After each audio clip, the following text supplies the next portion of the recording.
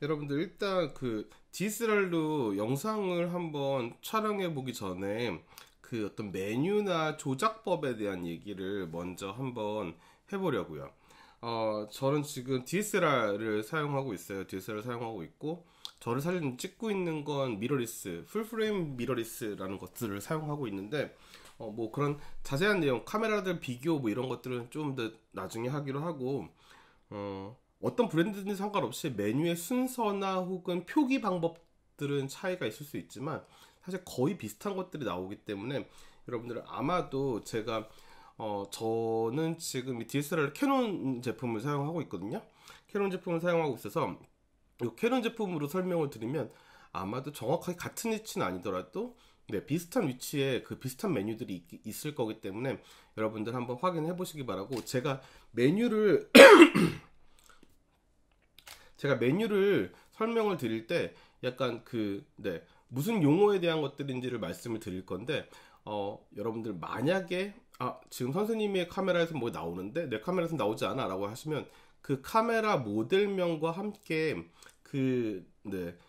장비를 같이 모델명과 함께 기능을 같이 검색하시면은 뭐 어렵지 않게 기능들 찾으실 것 같아요. 그래서 그 기능 찾는 거에 대해서도 제가 같이 한번 말씀을 드리도록 하겠습니다.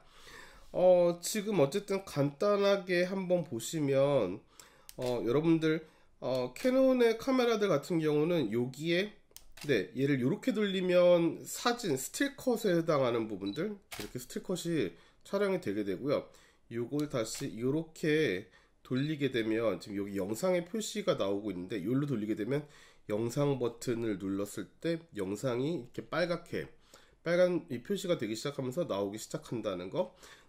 아주 기본적인 것들이고, 어떤 분들은 여기 검지손가락 있는데 빨간 버튼이 있으신 분들도 있고요. 뭐 아니면은 여기에 그냥 빨간 버튼으로만 존재하시는 분들도 있고, 뭐 그렇습니다. 그래서 그거는 아마 어렵지 않게 여러분들 그 영상 기능이 있는 카메라라면 어렵지 않게 찾으실 수 있을 것 같은데, 보통 공이 빨간색 동그라미로 표시가 되어 있는 빨간색 동그라미에 그 REK 레코딩이라는 말로 표시가 되어 있으니까요, 아마도 어렵지 않게 찾으시지 않을까라는 생각이 듭니다. 그런 생각이 들고,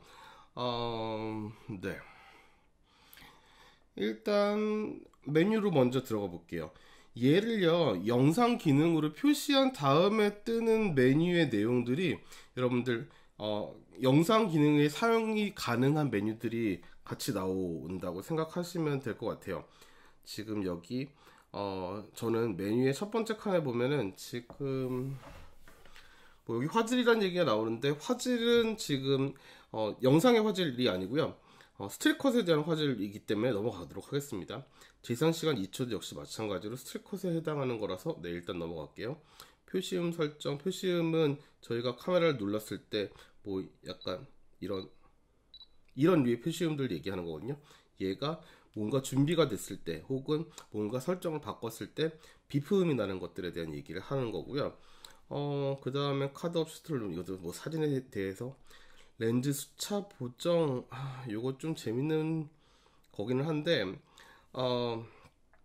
주변 조도 보정이라는 것도 있고 색수차 보정이라고 하는 것들이 있는데, 요 렌즈 수차 보정에 들어가시면요 자동으로 자기가 지금 물려져 있는 렌즈에 렌즈가 표시가 되어 있고, 그 렌즈, 제 렌즈는 EF2470 2.8짜리 L렌즈고요 2, 두 번째 버전을 얘기하는 렌즈입니다. 근데 거기에 주변 조도 변경이라고 얘기하면 보통은 주변에 렌즈 주변에 있는 이 비네팅이라는 것들이 생기거든요. 그러니까 주변이 가운데에 비해서 살짝 어두운 부분들이 생기는데 걔들을 알아서 더 밝게 만들어주는 뭐 그런 기능들.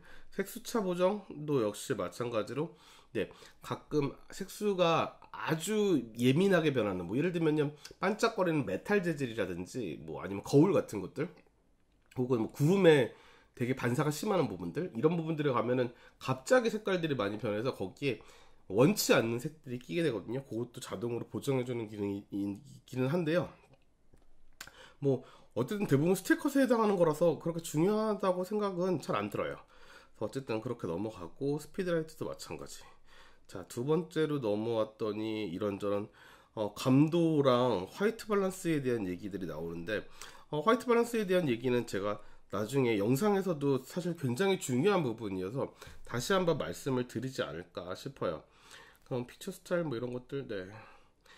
이 네 번째 메뉴로 들어갔더니 드디어 영상에 대한 것들이 나오는데, 동영상 서브 AF라고 되어 있습니다. 동영상 서브 AF 안에 들어가면 설정과 해제 두 개가 같이 나오고 있는데, 설정을 하게 되시면은, 자, 동영상을 한번 시작해 보겠습니다. 여기 시작해서 지금 현재 요 프레쉬에 초점을 잡고 있는 상태인 거 여러분들 보이실 것 같은데, 네, 요 영상도 같이 붙여 드릴게요. 보이실 것 같은데, 여기에서 제가 만약에 이렇게 손이 끼어들게 됩니다. 그러면 초점을 다시 잡죠. 손한테 좀 더 가까이 오겠습니다. 초점을 다시 잡는 기관들이, 네, 잡는 구간들이 생깁니다. 다시 이렇게 치우게 되면 다시 한번 얘를 초점을 잡죠. 혹은 얘를 거리를 조금 멀리 가볼까요? 또다시 초점을 잡는 지점들이 생기죠. 이런 식으로 동영상 서버라고 얘기를 하면은요, 네, 이 동영상들 안에서, 그러니까 동영상을 촬영 중인 동시에 뭔가 움직이는 사물이 생겼을 때 얘가 초점을 다시 한번 그 구간에 잡을 건지 말 건지에 대한 문제예요. 사실 과거에는 영화를 촬영하는, 영상을 촬영하는 카메라가 오토포커스가 안 되는 카메라가 사실은 되게 많았었거든요. 뭐 사실 어떤 측면에서는 이게 스틸컷과는 다르고 계속 움직이는 이미지이기 때문에 초점에 대한 부분이 사실 사진보다는 조금 둔감한 것들 일단 사실이고, 또 하나는 이 화면 자체가 초점을 잡으면서 울렁울렁울렁 이렇게 움직이는 어떤 그런 느낌들을 가지고 옵니다. 한번 다시 볼까요? 여러분들 보시면은 화면이 이렇게 움직이게 되면은 초점을 다시 잡고 좀 이렇게 좀 멀미가 나는 화면들을 볼 수 있게 되는데, 그런 것들 때문에 사실 저는 일단 어지간한 세팅에서는 오토포커스를 사용하는 거에 대해서 그렇게 긍정적이지는 않습니다. 저는 사실 살짝, 네, 우리는 MF로 촬영한, 영상을 MF로 촬영하는 게 매뉴얼 포커스로 촬영하는 게 더 낫지 않나? 라는 생각이 들기는 합니다. 근데 어쨌든 그렇고, 그 다음에 AF 서버는 그렇고, 그 다음에 AF 방식은, 네, AF 방식이 들어오시면 3개가 있는데, 3개는 플렉시존 AF, 플렉시존 AF 네모, 이 괄호 이렇게 돼 있는데, 요거부터 먼저 한번 설명을 드리자면, 플렉시존의 AF의 괄호가 돼 있는 것들은 약간 넓은 범위에서 그 괄호 안에 있는 것들에게 초점을 맞추는 편. 뭐 예를 들면은 네, 그 범위 안에서 AI가 자기가 맞춰야 된다고 생각하는 부분을 좀 판단을 해서 거기에 자동으로 초점을 맞추는 거예요. 그리고 플렉시존 AF 네모는요, 이 네모 같은 경우는 그 네모를 내가 선택한 그 네모 안에서만 초점을 맞춰야 되는 애가 들어왔을 때 걔한테 초점을 맞추는 그런 방식입니다. 그래서 조금 더 국제적으로 초점을 맞추는 방식. 그리고 플렉스존 AF는 좀 범위로 설정해 주는 방식. 그 다음에 네, 이 얼굴 모양 플러스 트래킹이라고 되어 있는데, 이 얼굴 모양 플러스 트래킹은요, 얘를 설정을 하시면은 일단 이 카메라가요 자동으로 얼굴을 인식하게끔 되어 있습니다. 사람 얼굴을 인식하게 되어 있어서 사람이 이렇게 이동을 하면은요, 이 이동한 것에 따라서 계속 초점이 바뀌게 되는 상황으로 네, 나타나게 됩니다. 일단 이 카메라를 한번 그렇게 잡아볼게요. AF 그 페이스 트래킹을 한번 해볼까요? 자, 지금 저를 촬영하고 있는 저 카메라에 그 페이스 트래킹 기능을 지금 켜놓은 상태거든요. 지금 보시면 영상에서도 제가 이렇게 움직일 때 저를 따라오는 게 보이시죠? 잘 보이실 텐데, 제가 이렇게 움직일 때 지금 카메라를 촬영하는 영상을 하나 더 지금 붙이고 있거든요. 그래서 걔를 보시면은 좀 더 자세하게 이 초점 영역이 저를 따라다니면서 이렇게 촬영을 하고 있는 거를 볼 수 있습니다. 제가 이제 얼굴 자체, 그러니까 눈, 코, 입의 위치를 인식을 해서, 그러니까 이렇게 요런 비슷한 형태의 것들을 인식하면은 아 얘가 얼굴이구나 라를 인식해서 지금 뭐 이렇게 촬영들을 자동적으로 해주는 기능이라고 하는데 요 페이스 트래킹 같은 경우는 잘 되는 카메라도 있고 잘 안 되는 카메라도 있습니다. 뭐 사실 소니 제품들이 이게 되게 잘 된다고 알고 있고요. 캐논 제품은 최근에 나온 제품들이 아주 이것들을 잘한다는 이야기가 있습니다. 그래서 요 EOS R 같은 경우는 굉장히 이걸 잘 하고 있는 상태라고 생각을 하시면 될 것 같고, 그런데 동물의 얼굴은 잘 인식하지 못할 거예요. 동물의 얼굴 같은 경우는 뭐 고양이나 개 같은 경우는 사실 요 카메라 이 이후에 나온 카메라들이 되게 잘한다고 또 알려져 있긴 하거든요. 근데 어쨌든 여러분들 이 얼굴에 대한 것들, 얼굴 인식에 대한 것들을 한번 여러 가지로 사용을 해보시면 좋을 것 같아요. 근데 뭐 예를 들면 제 실제 얼굴이 아니고요. 그 얼굴이 크게 나와 있는 사진 같은 거를 댈 때도 네 그렇게 AI가 계속 쫓아다니면서 초점을 맞추니까 그렇게 알고 계시면 될 것 같습니다. AF 형식이 이렇게 나눠지는 거에 대한 설명을 했고, 그 다음에 격자 표시에 대한 건데, 격자 표시 한번 볼까요? 격자 표시를 해제하게 되면은 여러분들 나왔을 때 현재 아무 격자 표시가 없습니다. 그런데 격자 표시를 3 곱하기 3으로 하게 되면은 보시다시피 이렇게 네, 그리드가 나오기 시작하죠. 그리고선 격자 표시를 조금 더 육사로 만들면은 조금 더 많은 격자들이 표시가 된다는 거. 그리고 그 다음에 얘를 3 곱하기 3의 대각선까지 세팅을 하시면은 이렇게 요 X표까지 표시가 돼서 여러분들 사진 찍을 때도 마찬가지지만 영상을 찍을 때도 이 수평을 맞추는 부분이 굉장히 영상 자체의 퀄리티를 바꾸기는 하거든요. 그러니까 특히나 영상에서는 저는 사진보다는 훨씬 더 이 가로에 대한 어떤 수평을 맞추는 것이 되게 중요하다는 생각이 드는데, 이게 살짝 삐뚤어져 있으면 계속 이 영상이 되게 뭔가 약간 뭐랄까 불안해 보이긴 하거든요. 지금 제 영상을 좀 삐뚤어 볼게요. 이렇게 한번 삐뚤어 볼까요? 네, 여러분 보이시죠? 이런 식으로 제 영상을 계속 찍는다고 생각해 보세요. 여러분들 아까에 비해서 훨씬 더 조금 뭔가 약간 불안한 어떤 그런 화면들이 되게 많이 보이시죠? 다시 원상태로 해볼까요?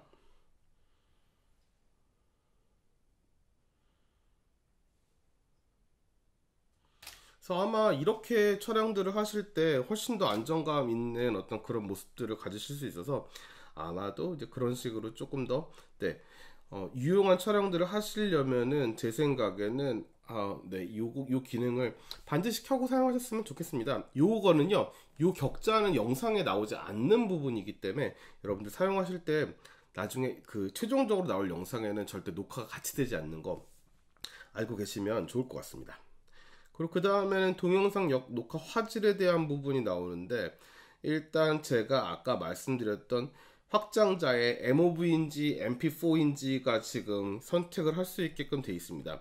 저는 사실은 이제 조금 더 좋은 화질을 항상 선호하기 때문에 MOV의 형태로 네, 요 영상을 만들고 있고요.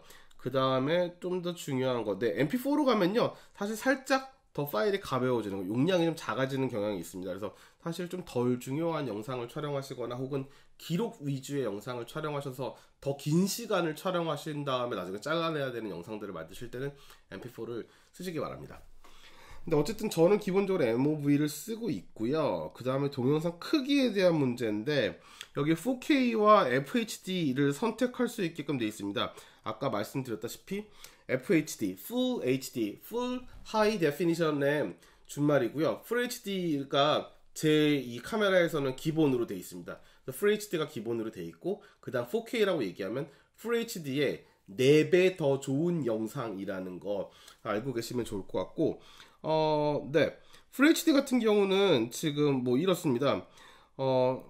NTSC인지 8인지를 결정할 수 있는 23.98, 29.97 이 두 가지 중에 하나를 선택하실 수 있는데, 이 23.98은 8 형식에 해당하는 거, 그리고 29.97은 NTSC 형식을 채택하는 거라고 생각하시면 될 것 같고, 그 다음에 59.94의 프레임 레이트 있습니다. 거의 60프레임이라고 얘기하는 건데, 이거 NTSC의 30프레임이라고 얘기한 거에 딱 2배죠. 사실은 슬로우를 거는 촬영을 할 때 유리하게 만들어 놓은 네, 프레임 레이트입니다.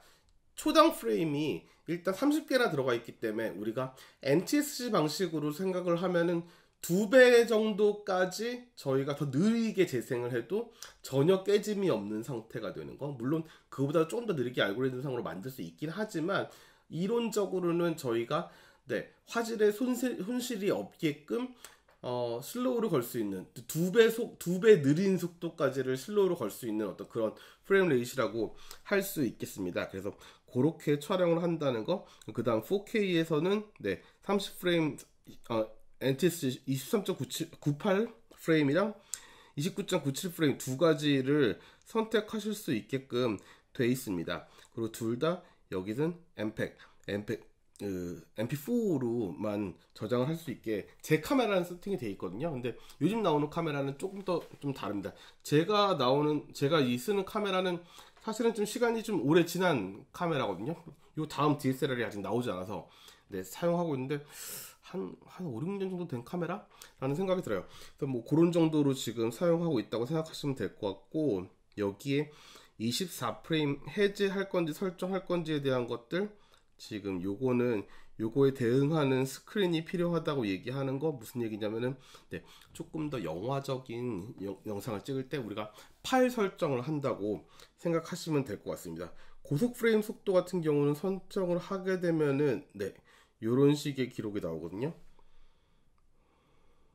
오디오 기록이 불가되고 AF 불가되고 뭐 요런 제한적인 상황에서 훨씬 더 많은 프레임 수, 지금 19.9 거의 3배 120프레임에 해당하는 것들이어서 요렇게 걸게 되면은 저희가 훨씬 더 뭐 고속 촬영 같은 이 영상을 볼 수 있다는 거. 요거는 각각의 테스트를 제가 나중에 한번 해보도록 하겠습니다. 그래서 그렇게 할 테니까 나중에 한번 보시면 될 것 같고요. 자, 이제 동영상 화질에서 녹음 같은 경우도 내장 마이크가 거의 대부분 있습니다. 내장 마이크 거의 대부분 있어서 제가 마이크의 종류에 대한 얘기도 추후에 다시 할 텐데, 일단은 내장 마이크를 사용하시는 건 저는 자동으로 항상 열어두라고 말씀을 드리고 싶거든요. 왜냐하면은 저희가 이 내장 마이크에 녹음된 것들을 사용하지 않고 외장 마이크를 따로 사용하더라도 얘와 걔 사이에 싱크를 일치시키는 것 때문에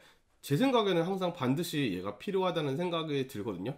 물론 얘가 없더라도 슬레이트를 제대로 치거나 이렇게 하시면 물론 맞출 수는 있습니다. 하지만 훨씬 더 자동으로 편하게 맞춰주는 기능을 갖고 있기 때문에 저는 가급적이면 내장 마이크는 켠 채로 사용하시라 라고 말씀을 드리겠습니다. 다음으로 가볼까요? 측감 타임 뭐 사실 영상에서는 그렇게 중요한 문제는 아니고, 타임랩스 동영상으로 한번 가볼게요. 타임랩스 동영상 설정으로 가시면 여기 인터벌, 촬영 매스, 소요 시간 뭐 이런 것들이 있는데요. 타임랩스에 대한 것도 한번 자세히 얘기할 때 다시 얘기하도록 하겠습니다.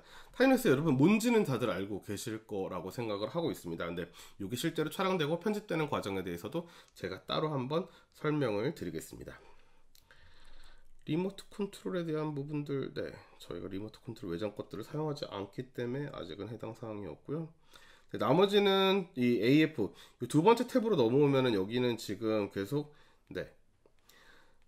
자동 초점을 어떻게 할 것인가에 대한 것들로 보여주는데, 여러분 제가 나중에 한번 나가서 이 초점을 맞추는 문제에 대해서 조금 제가 움직임을 가지면서 이거에 대해서 보여드릴 텐데, 그렇게 보고 나시면은 아마도 얘가 이 AF에 대해서 영상을 찍을 때 너무 예민하진 않아도 되는구나, 혹은 나는 얘들을 가지고 어떤 계산을 해야 되겠다라는 계산이 서실 것 같아가지고 그건 나중에 한번 따로 말씀드리도록 하겠습니다.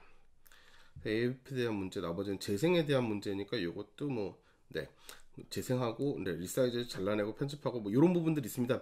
요거 내부에서 편집할 수 있는 기능이긴 하나, 저희는 추후에 프리미어에서 다시 요것들을 편집하는 방법들을 알아보도록 하겠습니다. 그래서 그렇고, 여기는 뭐 카드 포맷에 대한 부분, 뭐 이런 부분들, 사실 요것들은 뭐 제가 그 회화 미디어 시간에 다른 사진 수업 시간에 사실은 굉장히 많이 이 메뉴에 대해서 설명하고 있기 때문에 그 영상들을 제가 링크를 따로 이렇게 하나 걸어 드릴게요. 그것들을 좀 참고하시면 편치 않을까라는 생각이 듭니다. 나머지 사진이랑 너무 겹치는 부분들이 있기 때문에 제가 영상에서 특히나 쓰고 있는 메뉴에 대한 것들만 알려드렸습니다. 이제 다음으로는 카메라의 외부적인 기능 중에 좀 마지막으로 알려드릴 것은 지금 여기 있는 AF/MF에 대한 버튼인데, 사실 되게 많은 부분들이 이 부분을 놓치고 계신 것 같기는 해요.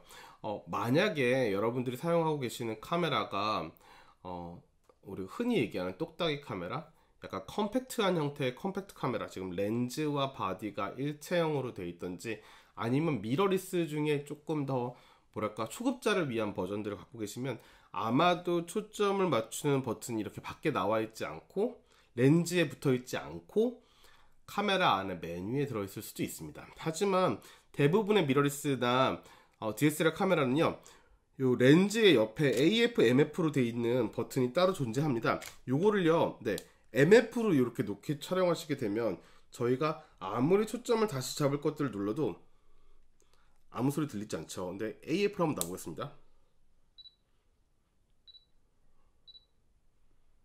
초점을 자동적으로 잡고 있거든요. 그래서 잡고 있고 잡는다는 표시를 계속적으로 하고 있습니다. 물론 영상을 촬영할 때는, 촬영 중에는요, 자동으로 초점을 잡아도 띠릭띠릭 소리 나지 않겠죠. 왜냐면 그 소리가 다 이 안으로 들어갈 테니까. 하지만 걔들을 초점을 잡고 있는 걸, 네, 뒤에 창에서 초록색 화면에서 계속 초록색 네모로 표시가 되고 있는 것들 확인이 가능하실 것 같아요. 그 부분에 대한 건 다시 한번 자료 화면으로 넣도록 하겠습니다. 자, 자료 화면을 한번 보여드리려고요. 지금 이렇게 초점을 누르시게 되면은 이렇게 초록색 화면들이 이렇게 들어오시게 되죠. 뭐 얘를 옮기면은, 네, 옮기는 대로 옮긴 상태에서 초점 잡고 잡는 동안 소리가 나게끔 되어 있습니다. 하지만 영상이 시작되고 나면은 초점을 잡죠. 초점은 잡지만 그럼에도 불구하고 띠릭띠릭 소리는 나지 않습니다. 왜냐하면 이 소리가 나게 되면 다시 카메라 안에 우리가 내장된 마이크나 혹은 이 기타 마이크에 계속 이 소리가 녹음될 거기 때문에 사실은 그 소리가 그렇게 듣기 좋지는 않겠죠. 그래서 이렇게 자동으로 소리가 꺼지게 되니까 알고 계시면 될 것 같아요. 하나, 둘, 셋.